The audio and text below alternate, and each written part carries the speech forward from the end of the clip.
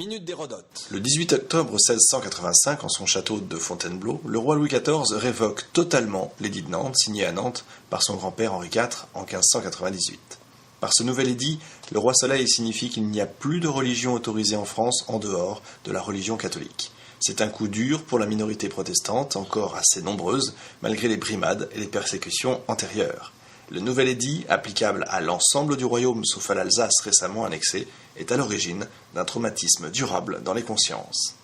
Après un début de règne glorieux marqué par le traité de Nimègue en 1678, le roi Louis XIV veut apparaître en France et en Europe comme le champion du catholicisme pour faire pièce au pape et à l'empereur Léopold qui se flattent d'avoir repoussé les Turcs.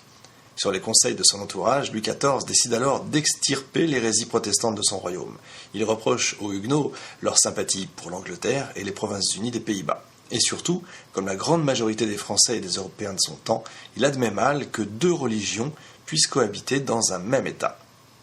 Puis une caisse des conversions tente de convaincre les calvinistes les plus pauvres de se convertir, contre-espèce sonnante et trébuchante, mais les adeptes de Jean Calvin témoignent quand même, dans l'ensemble, d'une grande rigueur morale et ne se laissent pas aisément manipuler. Dans les provinces, les intendants, eux, recourent à des manières plus brutales, comme d'enlever des enfants pour les baptiser en dépit de leurs parents. En 1681, l'intendant de Poitiers, René de Marillac, imagine même de loger des dragons de l'armée chez les adeptes de la RPR, la religion prétendue réformée. Ces missionnaires bottés se comportent comme en pays conquis, n'ayant pas de scrupules à piller, violer et parfois même tuer leurs hôtes. Leurs excès sont réprouvés par le roi. Il n'empêche quand même que son ministre Louvois étend le procédé au Midi, au Béarn et au Languedoc. Par le fait des dragonnades, les conversions forcées se multiplient.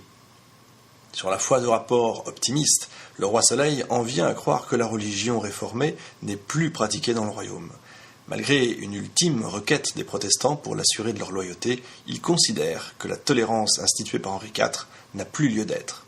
L'édit de Nantes avait déjà été sérieusement amendé par la paix d'Alès de 1631 et par des vexations successives, interdiction des enterrements de jour pour les protestants, destruction de temples, interdiction de mariage mixte, etc.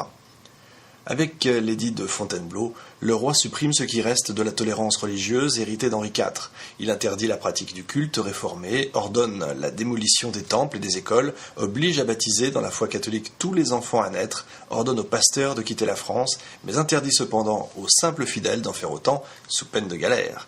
L'opinion catholique, y compris les plus illustres écrivains de l'époque, La Fontaine, La Bruyère, Madame de Sévigné, applaudit à la mesure. Dans l'entourage du roi, il n'y a guère que Vauban qui manifeste une honnêteté et une courageuse lucidité. S'en tenant aux aspects pratiques, il adresse dès 1689 au roi un mémoire pour le rappel des Huguenots, dans lequel il expose les conséquences économiques de l'édit.